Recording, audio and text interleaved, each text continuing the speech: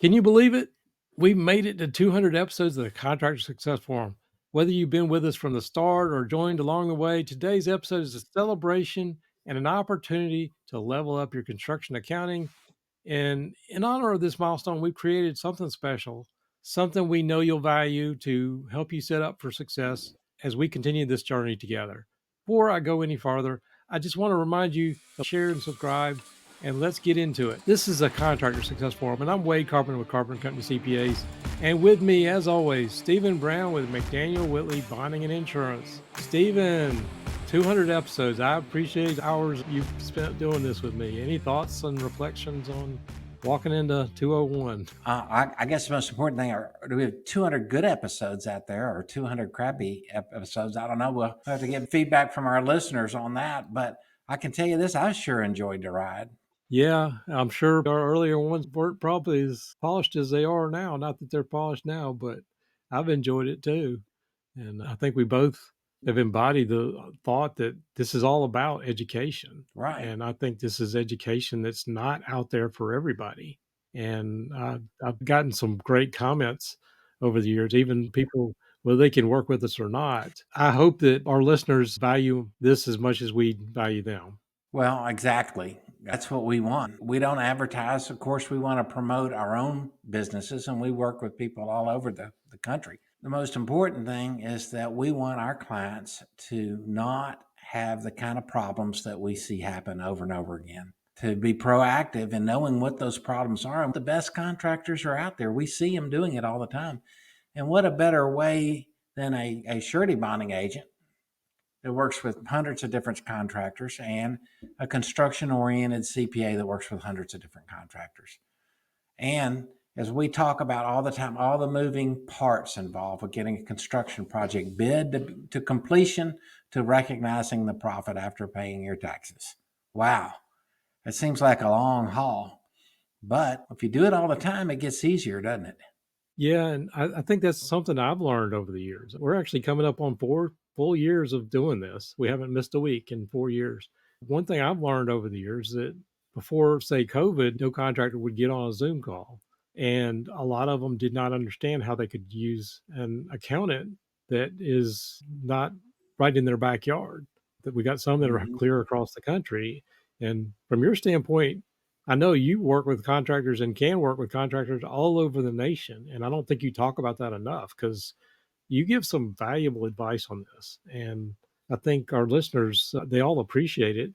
And I think you should probably talk about the ability to deal with other people in different states if they're not right in your backyard. Right, Wade. The problems are universal. The territory may be different. The geographical implications of where you're building a project can mean everything, especially right now. Look how most of the country snowed in today. But nevertheless, I appreciate you saying that. This has really opened up a world to both of us that didn't exist to the degree it has now. And I'm very thankful for it. And I appreciate our listeners for putting up with it. A lot of times, Wade, we will be extremely geeky on a topic and with a guest. We'll go so far down the rabbit hole that I'm sure our listeners are literally driving their trucks off the road and trying to wreck their vehicles to keep from Laughing. Yeah, right. We mean well, and we do want your feedback. And we are the first to appreciate someone saying, okay, guys, you're way off track on this, and let's argue about it. Let's discuss it. We have always been open for that, wouldn't you say? Absolutely. And I think what our listeners need to know is that you have come up with a great idea for our 200th podcast anniversary present to our listeners. Well, let me give a little context Okay. because this sort of was born out of an episode we did way back just after the first season. It was like, it's at least 120 episodes old. And before we even got onto YouTube, some of the ones that were just on the podcast. But at the time, I mean, we got some good feedback that week, but sometimes these podcast episodes get buried. And it's one that I had done on the common setup mistakes of construction contractors. And there wasn't a lot of views. If you look at it, YouTube, there's probably not as many views on that one because it's older. But I found that I've actually had thousands of contractors going to my website because of this one episode. And I noticed that some of the things we talked about in there, the building a chart of accounts, the cost coding, job costing in general, some of the mistakes that people make that are key and sometimes hurting their business. So I Mhm. started thinking about that. And I don't know if you have any reflections on that particular episode or if you even remember it, Absolutely. because I think some of these things we both see all the time is that they don't have good records, don't have their act together when they come see you. They can't get a bond because you can't trust the numbers. But that wasn't really the Mhm. point. The point was I felt like our contractors got some value out of that. And I started thinking, and this has actually been a project that's probably 6 months old that I started down the road of, but just evaluating really where you are in your business, as well as me getting to know several contractors that called me from all over the country. A lot of these things that they have problems with, they're common to everybody. And so what we find was that I'm asking the same questions and I'm finding the same issues. So what I ended up doing was creating this quiz, and it's actually 85 questions long, but it's 17 different areas of your business that are scored, and it may sound intimidating, but my thought was like, okay, well, I'm going to use this to evaluate prospects and have them fill it out or use this as a teaching tool. But over the course of 6 months of developing this, it's, well, okay, I can automate this. There is some cost involved for me, but what I wanted to do was give this out to our listeners. And I'm not sure how long we'll keep it up there or how expensive this is going to get, but my thought was, and we can talk about more about what it goes into, but the idea is, okay, let's get some good idea. I instinctively know probably a lot of the areas, but you never know. A smaller contractor may be having more problem with cash flow. Bigger contractor may not have certain things like change orders dialed in or whatever. Does that make any sense? Yeah.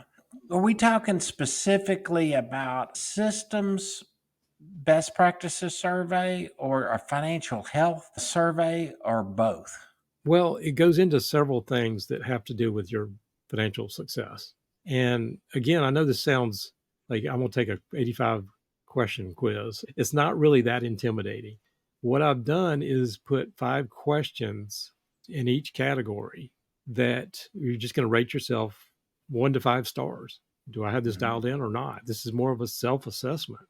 Mhm. And the idea is, what can I work on in my business to, or what do I need to focus on? Sure. And maybe when we post this, you could also list our episode numbers that kind of correspond with those topics. Because as I was reading your outline, Wade, it was amazing how many of those topics we've covered over the last 200 episodes. Yeah, and I mean, they're all sort of intertwined. If you're interested in doing it, I mean, I was going to put it out there, but it's basically in 3 main sections. It's mainly on financial health, your systems and operations, and the other one is really has to do with project financial control. Do you really have control over things? I already mentioned like change orders or getting your bids locked down and doing things the same way. I think our listeners will understand when they can access this survey, and then our ability to give our listeners feedback on the importance of those scores. For example, I was talking to you earlier last week. I got my physical, I got my blood work in the mail. There's a range category of average. And you glance it over, and if the doctor didn't make a comment and everything, you're A-OK, right? But a friend of mine that was really geeky about understanding blood work, he had some heart issues, literally was looking over, telling me what everything meant. Do you know what this bilirubin test means? And I'm like, no, and I don't really care. Well, I heard about it anyway. And as a result of it, I found out I really do need to know about this. Yeah, this is good. Yeah, I'm on the high normal side. What specifically do I do to bring that item down? And I got some really good feedback and an action plan. Even though if I hadn't had talked to him about it, Wade, the doctor would have only reacted when it was outside of the range. Well, this is concerning me. We need to do something. And then what if it's too late? So I don't know if that even remotely ties into what your goal is for helping our listeners take this survey and project their financial health and to be able to discern, do I need some additional help in this certain area? Well, again, it's not specifically are you healthy or where are you falling down on. So just on the financial health side, there's broken down to things like cash, your credit cards, your accounts receivable systems, your accounts payable systems, how the cash flow comes in. And it's all in how you interrelate. There is a scoring by section. It's more like, what should I maybe focus on first? Because it's Okay. not just what are you doing well? And what I like your analogy there. That is really what the doctors out there just, oh, this is bad. I'm going to tell you about that. Otherwise, there's nothing to tell you. Maybe this will give you an idea. And this really, again, is self scoring. But are you doing okay in this area or do you need to improve? And Hmm. it's not just a quiz, but it's more of, okay, we're going to give you ideas of number one, what to focus on, but how to fix it and just general advice on how to fix it. See, I love that attitude because the way I'm seeing it is both of us being the financial end of the construction industry, we're used to all the time looking at financial ratios, key performance indicators, and just like a blood test, knowing whether that's in the average range or not. That just comes from experience, right? Hmm. And to just throw a financial ratio in front of a contractor without explaining what it means is worthless. But what I like is I think your approach toward this quiz is so much better because it's more of an holistic approach. It's literally looking at a general health picture, more like getting an overall physical from your doctor and not just having your blood test run, right? Right. And like I said, I will tell you, I mean, the quiz, With no prostate exams, by the way, this okay. is going to be painless, right? But But with that said, I mean, the idea is yes, this is confidential. But what my goal is to score these and send them back to the contractor. But I will need like an email address and contact information so that I can send this to you. The other part of this, again, it's not anything we're going to sell your data or anything like that. It's not going to be shared with anybody else. But what my thought was is I'm asking like, where are you at in the country? Which is sort of relevant because some places may be doing better in East Coast versus West Coast, let's just say. Sure. But also have like revenue level and just different buckets. We're not asking specifics, not trying to get too personal, but what I envision is if I get enough scores, is that I can take it and say everybody that is in, I don't know, the electrical trade under $1 million are saying accounts receivable is one of my main things or cash flow, whatever that thing is, whether it's profitability or I can't really rely on my job costing. I'm making stuff up here, but that's where I was trying to go with this. Wade, I think this is great. And I also believe it's going to help us as podcasters to dial in on specifically what most of our listeners are concerned about today. Otherwise, we're just going to preach to them what we're concerned about because we see it happening over and over again. So I love the idea. So the questionnaire survey format, I know we're kind of ready to go on that, but what do you think in the process will be? So when this goes out, we're going to post a link in the show notes, but just go to profitfirstconstruction.com and in the community, it's free. Just you jump in there, put the information in. And again, it's just this is who I am. This is a little bit about me, the trade I'm in. And then you're just clicking like 1 star, 4 stars, 3 stars, whatever it is, and hit submit. And it's again broken down Okay. into three different quiz Segments. segments, right? So it's not hard, and you don't have to take all of them, or you don't have to take any of them, obviously. But I was just thinking, I had put so much effort into this. I thought that originally I was just going to scrap it because there's not going to be enough. But I'd rather give it away and give somebody some value. And I'll probably never talk to even 1% of the people that are ever on this podcast. I think you and I always came into this like we want to educate contractors. We want to give them good information and we love to work with you, but we can't work with everybody, obviously. And how can we leave our mark on this? Like you said before, old guys that have been around the game for a little bit. And I hope people glean some kind of knowledge from what we're telling you.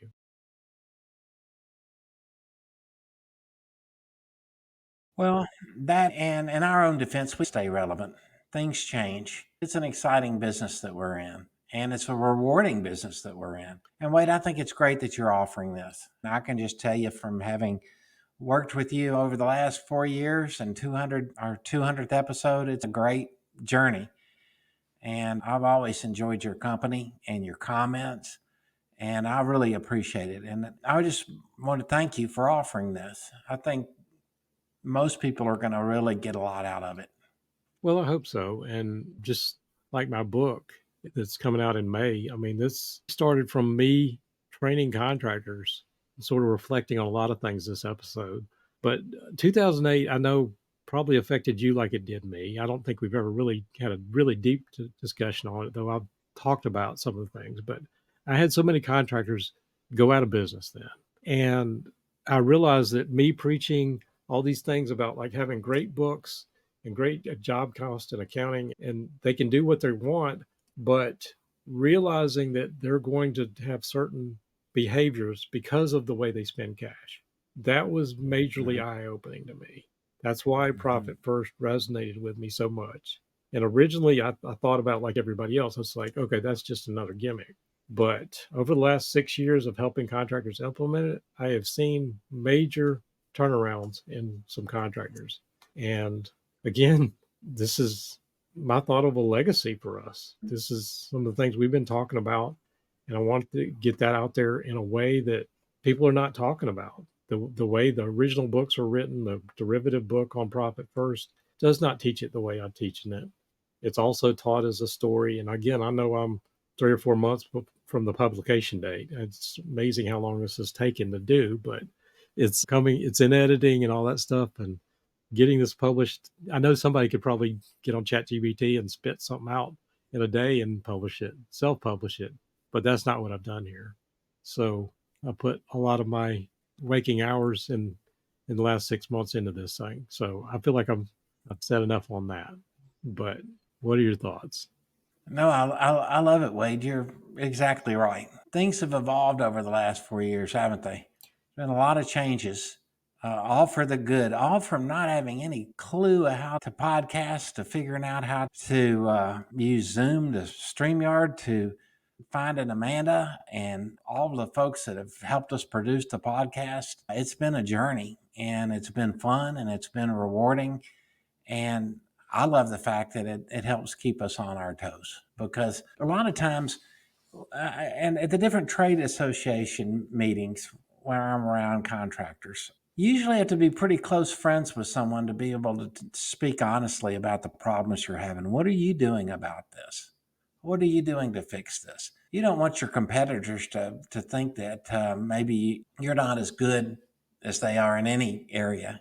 And also, you're having problems in general that everybody has. You've developed a way around those problems. I guess what we're doing, Wade, is we're sharing that information with our listeners.